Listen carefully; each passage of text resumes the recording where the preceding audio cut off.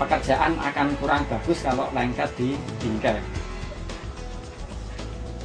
Maka harus dibuatkan pemegang kertas, yakni isolasi bolak-balik. Karena tadi tertunda pekerjaannya karena lengket di bingkai, maka bingkai harus dibersihkan lagi setelah pemegang plastik sudah dipasang. Nah, kita pakai pengencer M4 untuk membersihkan bingkai yang buntu. Memang untuk tinta plastik ini lebih mudah buntu karena pengencernya cepat kering, sehingga kita tinggal sejenak akan menutup pori-pori screen. Nah, setelah kita bersihkan, kita menggunakan aval bekas tekstil pabrik untuk membersihkan yang dari katun dan katun. Nah, untuk lebih bersih lagi, kita coba dengan membuang catnya. Maksudnya sebelum kita kenakan pada plastik yang kita produksi, kita buang dulu catnya. Nah, untuk membuang cat ini akan nampak hasil yang sebaiknya. Yang paling baik kita pakai untuk produksi selanjutnya. Setelah dirasa baik, kita ulangi lagi. Nah, coba diperlihatkan yang tadi waktu lengket tadi diperlihatkan hasilnya lengket tadi. Hasil yang lengket tadi hasilnya tidak bagus, tidak rata. Tetapi yang memakai pegangan akan rata. Inilah proses pengeragelan. Posisinya kita mengambil tinta sebelum bingkai kita tarik ke bawah. Kemudian kita beri tekanan yang seimbang. Kita beri tekanan yang merata dengan gerakan yang tepat.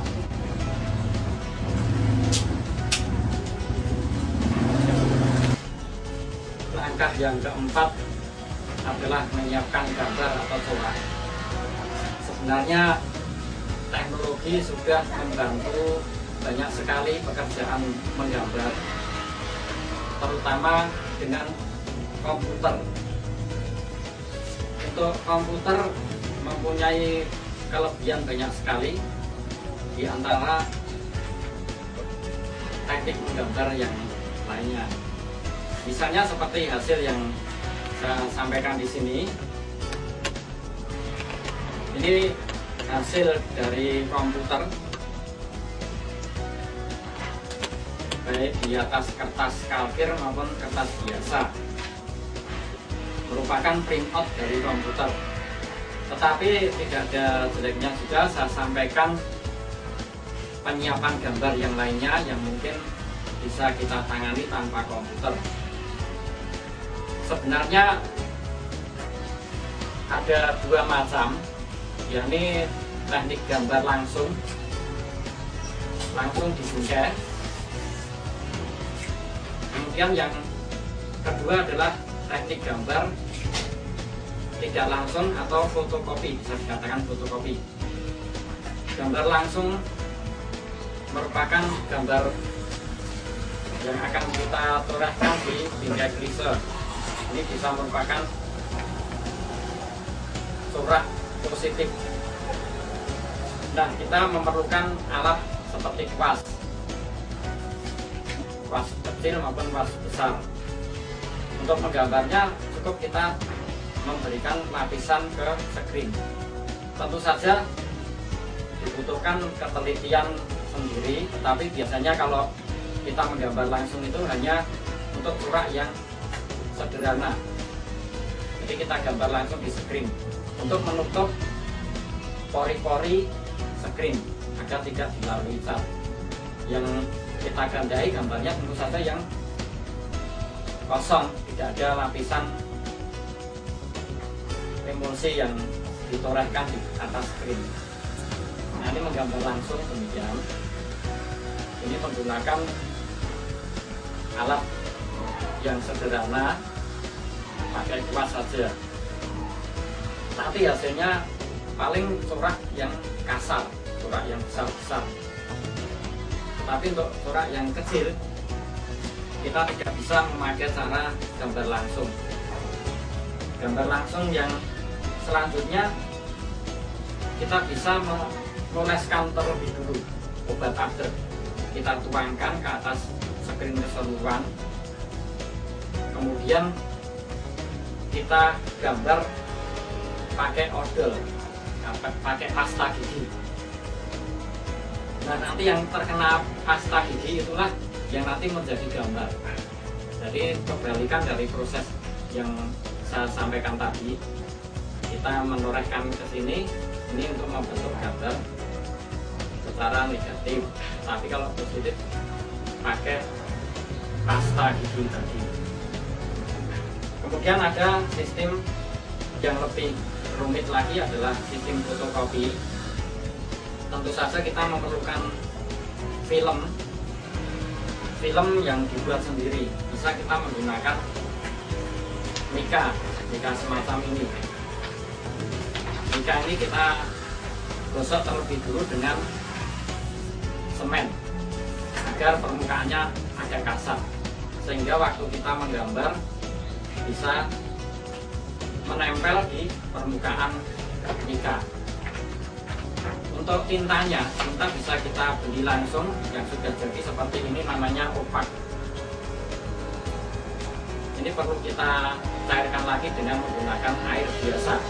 Air biasa kita tuangkan di sini sesuai yang kita inginkan.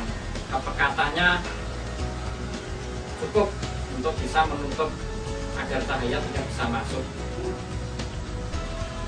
Atau kita membuat campuran sendiri yang terbuat dari blackshade atau pigment, semacam cat warna hitam blackshade. Itu kita campur dengan binder atau penguat, sehingga nanti bisa kita peroleh cairan yang pekat. Yang penting di sini adalah kepekatan untuk menahan cahaya. Jadi gambar kita nanti yang tertutup lapisan pekat tidak akan tertembus cahaya, menjadikan gambar di hingga screen. Ini adalah cara fotokopi. Itu bisa menggunakan tangan gambarnya, kemudian tulisannya kita gunakan pakai letraset atau biasa dikenal tukang rubus. Tetapi zaman sekarang memang sudah kalah dengan teknologi komputer. Kita lebih mudah menggunakan komputer, hanya mungkin ada keterbatasan komputer yang tidak bisa dilaksanakan oleh komputer gambar besar misalnya. Kalau komputer namanya print outnya hanya terbatas gambar folio. Untuk gambar yang besar-besar saya rasa agak kesulitan. Ini juga kita ongkoskan ke perusahaan pembuat film yang besar, tetapi ongkosnya tentu saja mahal. Kalau yang gambar sederhana bisa kita gunakan larutan sendiri tadi dengan media mika, atau bisa juga kertas minyak yang langsung tembus cahaya. Nah, kalau kita menggunakan komputer ini bisa kita print out di atas kertas biasa HVS untuk membuat kekontrasan antara gambar dengan yang tidak kita kehendaki. Itu kita pakai semacam minyak ya. Ini minyak oli putih atau parafin, bisa kita pakai untuk memberikan kekontrasan dari film yang kita buat. Kita tuangkan di sini, kita oleskan demikian. Nah, kelihatan yang kena minyak akan tembus cahaya, lebih tembus cahaya daripada yang tidak kena minyak. Ini nanti yang akan jadi film diapositif yang dipakai proses pengajaran. Kemudian cara menyiapkan gambar lakukan sendiri atau gambar. Untuk menyiapkan gambar yang manual tanpa bantuan komputer juga bisa dipakai cara metode pemotongan seperti pada pembuatan spanduk. Kita membuat gambar, pola gambar atau corak cukup di kertas tipis.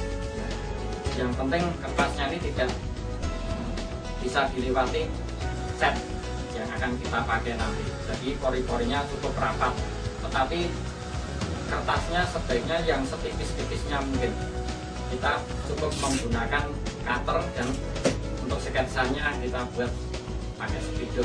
Umpamanya kita akan membuat huruf S. Kita buat sketsanya demikian, lantas langsung saja kita potong ini dengan alas laseng ya, kita langsung. Ini namanya cut method, proses pemotongan. Nah, ini tergantung dari yang akan mengerjakannya kehalusan. Tetapi memang di sini tidak menuntut kehalusan pekerjaan benar-benar, karena kehalusan itu tergantung dari kebiasaan pekerjaan yang kita laksanakan. Nah, namanya demikian, ini sudah menjadi corak gambar yang dipakai dalam proses penyablongan nanti. Nah, nanti caranya bahan ya. Kalau nanti dipakai seperti cara ini, bahannya ditaruh di bawah, kemudian ini ditaruh di atasnya, kemudian ditindih atau ditumpangi dengan hingga yang kosong, masih kosong, belum ada gambarnya, masih screen bersih, diberi hingga ini. Lantas baru kita tuang cat di atasnya, di atas corak ini kita sangkutkan menggunakan kuas atau menggunakan rakel, jadi bisa kita angkat gambarnya jatuh di tempat yang kita kehendaki atau yang akan kita sablon. Ini paling hanya untuk pembuatan spanduk seperti itu. Tadi sudah saya singgung penggambaran langsung, dimana hingga kita ulas dulu dengan obat sablon, obat after. Dari emulsi yang kita oleskan tadi, kita keringkan sedikit, kemudian menggambarnya menggunakan pasta gigi atau odol. Nah, itulah yang dinamakan resist method. Hasil penggambaran dengan tangan, nanti menggunakan kuas atau menggunakan alat bantu semacam ini, pen, dengan tinta opak akan menghasilkan gambar seperti ini di atas mika. Jadi memang hanya pola-pola yang sederhana atau yang agak kasar saja yang kita buat. Inilah yang disebut sistem fotokopi. Jadi inilah yang nanti akan menjadi diapositif film. Teknologi komputer sangat membantu sekali dalam pembuatan corak gambar maupun tulisan, karena file yang tersimpan di komputer banyak sekali, bisa memuat ribuan jutaan data, sehingga proses pembuatan film diapositif sablon dibantu oleh komputer akan menghasilkan gambar dan tulisan semacam ini. Seandainya ini menggunakan manual akan mustahil sekali, karena tulisan sangat rapi, ketajaman tinta sudah merata. Kemudian media yang dipakai bisa menggunakan media kertas biasa maupun seperti kertas yang tembus cahaya semacam ini. Juga mungkin bisa semacam mika, pocket press dan lainnya, bisa ditambah dengan komputer. Setelah proses produksi, pada pasca produksi kita masih ada pekerjaan, yaitu menyortir hasil dan melaksanakan pekerjaan, diantaranya mengiris atau menyisir hasil pekerjaan kita. Mungkin ada pekerjaan paper, semacam paper bag atau tas kertas, itu bisa kita kerjakan dengan menyisir, kemudian melipat dan sebagainya. Untuk pekerjaan yang kurang bagus kita pisahkan, kita berikan kepada konsumen atau pelanggan pekerjaan yang bagus. Ini untuk menjaga servis atau pelayanan. Tentang perawatan alat-alat kerja dan keselamatan kerja. Adik-adik kalau bekerja memang harus memperhatikan keselamatan kerja. Keselamatan kerja itu meliputi yang pertama adalah kenyamanan tempat yang kita gunakan untuk bekerja harus nyaman, di mana ditunjang dengan alat yang sesuai dengan posisi kita bekerja. Kemudian ruangannya harus cukup sirkulasi udaranya, sehingga hawa beracun yang mungkin ada segera bisa keluar. Tetapi memang harus tetap dijaga, angin yang kencang jangan sampai bisa masuk, sehingga bisa dipakai tirai atau tirai bambu semacam ini yang kita turunkan seandainya kita mendapatkan angin yang kencang. Kita turunkan untuk melindungi pekerjaan seperti plastik ini yang mudah terkena air, bisa kemana-mana. Kemudian untuk perawatan bingkai, seandainya bingkai ini sudah kita pakai, kita gunakan, secepatnya mungkin kita bersihkan gambarnya. Kita bersihkan dengan menggunakan cairan towel misalnya. Ini adalah cairan towel yang untuk membersihkan gambar untuk kita pakai pada pekerjaan selanjutnya, pada pekerjaan berikutnya. Juga rakel perlu kita rawat. Di sini masih terlihat ada noda tinta, berarti perawatan rakel masih kurang, sehingga perlu kita bersihkan lagi. Terutama pada ujung-ujung rakel ini harus cukup bersih, sehingga pemakaian berikutnya tidak akan menodai. Karena yang tertinggal seandainya warna tua, padahal berikutnya menggunakan warna muda, rakel ini bisa menodai warna muda tadi. Kemudian penempatan atau wadah-wadah kaleng ini kita usahakan kita memahami atau ada pengetahuan sifat dari cat.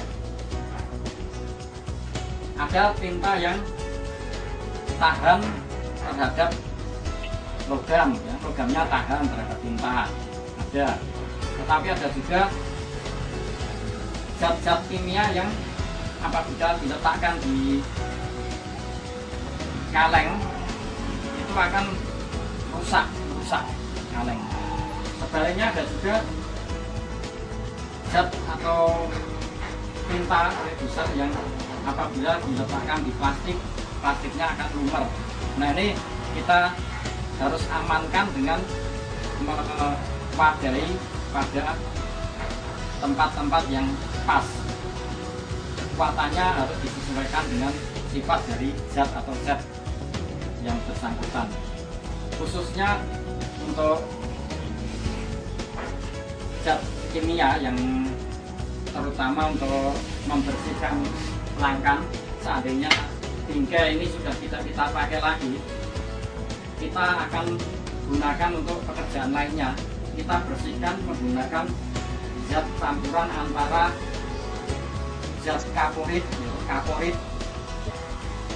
itu bubuk berwarna putih yang kita larutkan ke air, kemudian kita campur dengan soda api atau caustic soda. Caustic soda itu berwujud kristal yang putih-putih yang agak bening, yang akan larut di udara maupun di air. Nah, larutan alkali semacam inilah yang harus kita waspadai. Kita jangan menggunakan tempat semacam kaleng atau logam. Pengaduknya, alatnya untuk mengaduk, untuk menakar dan sebagainya, kita hindari yang bersifat logam. Kita boleh menggunakan bejana kaca maupun menggunakan plastik. Itu larutan alkali. Dan kita setiap mencampur baik larutan alkali maupun yang lainnya, kita pakai masker yang kita persiapkan ya, yang bisa menutup pernapasan kita, jangan sampai kita terhirup hawa beracun yang ada dalam zat yang berbahaya tadi. Berarti setelah kita nyaman bekerja, kita akan aman bekerja. Berarti juga keselamatan akan terjaga senantiasa. Kita menjalani pekerjaan bisa selama-lamanya.